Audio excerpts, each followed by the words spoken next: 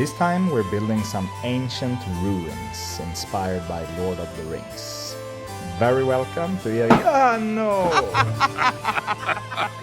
When you're done laughing, Gandalf, I wanted to ask if you would like to be a sidekick for this build. I already had this little fellowship ready, including Gandalf, and since you never got to visit Amon Hen in the movies, I thought maybe you would like to face some Uruk-hai and Orc scouts, together with your friends. I am a servant to the secret fire, wielder of the flame of Arnor. Oh, you can! I know, man, you're awesome, so they might need you over there. I had some 3D printed ruins lying around, so I thought for this build I might as well use some of them. Laying out the terrain roughly with styrofoam and bark, the lake will be somewhere over here. But as you can see, we're lacking the most important piece, the Seeing Seat of Amon Hen. So let's bring out some scrap pieces of XPS foam, some little metal miniatures for statues, and this flying woman I thought we could use to give this Seeing Seat our very own touch. I am freestyling a lot here, not much measurements, playing it mostly by ear, and I find working in this small 10mm scale is actually quite forgiving when it comes to the details. Whichever mistakes we make, we can always fix them later. Tiny Gandalf is helping out as we go, keeping us on track. Somewhat, at least.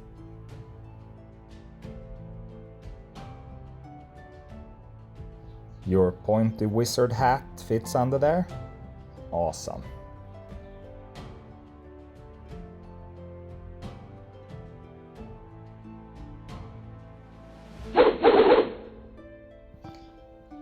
As usual, I find that the images here speak a lot for themselves, so I won't bore you with narrating them.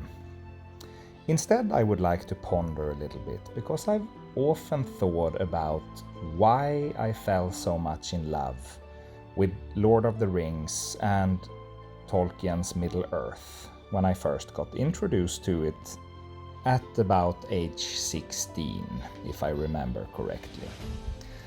And of course it was the great adventure, but I didn't just want to read about the adventure, I wanted to be there.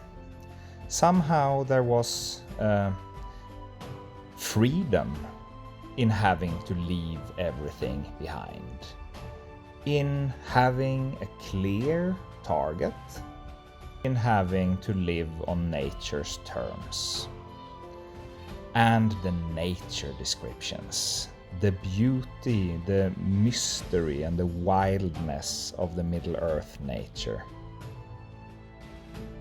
Together with all these signs of an ancient high culture in the form of ruins spread out across the landscape. Not just old piles of stone, but beautiful stonework, monuments, massive landmarks. What is it about ancient ruins and ancient civilizations, preferably taken back by nature, overgrown, that is so intriguing to not just me, but seemingly to many of us? Do we all feel that we have something to learn from them? We will soon get back to that. Now we're seeing the little Seeing Seat taking shape here, and Gandalf seemed to fit everywhere. Parallel to this, I'm building the whole board, and as you can see, I build it in 4 pieces. This is my biggest 10mm project yet, and the board would equal something like 6 by 6 feet in the 28mm scale. Here I'm carving out the little seat itself, and here I decide to add this winged woman as a kind of centerpiece for the Seeing Seat, giving this version of a very classical ruin a unique signature. Some call it artistic freedom, others call it, well, take and use what you got. I will give the ruin a first few layers of paint before I attach it to the board and then paint it together with the rest of the stonework. I have long thought about getting an airbrush, but I seem to be stuck with the non-airbrushes for the time being. So after a first overbrush with a lighter grey, it is time for the Seeing Seat to come home to its environment. Here you can also see the little statues that accompany the Seeing Seat, and I recently aired a YouTube short video on how I made these out of plastic cows and XPS foam, of course. Some green wash and some black wash on that, and the painting continues with dry brushing.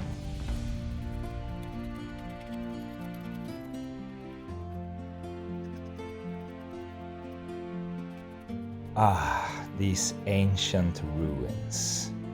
Do they draw us in because they whisper of forgotten ages? Their stones worn by time, yet still holding echoes of the people who built them. Maybe they remind us that every crumbled wall once had a purpose, and that every broken archway once framed the lives of countless souls. In both Middle-earth and our own world, ruins turn landscapes into narratives.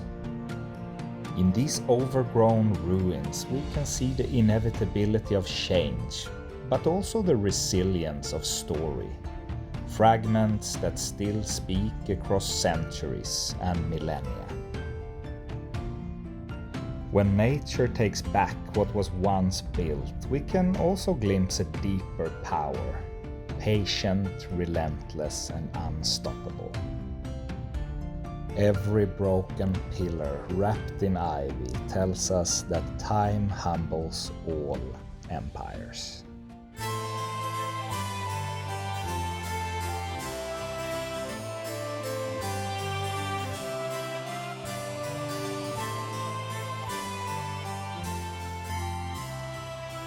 In the next video, we'll take a look at how I built the whole board. There we will also investigate how it could have looked if Gandalf was with the Fellowship in the Amon Hen scenes. Thank you so much for watching this clip, and till next time, take care.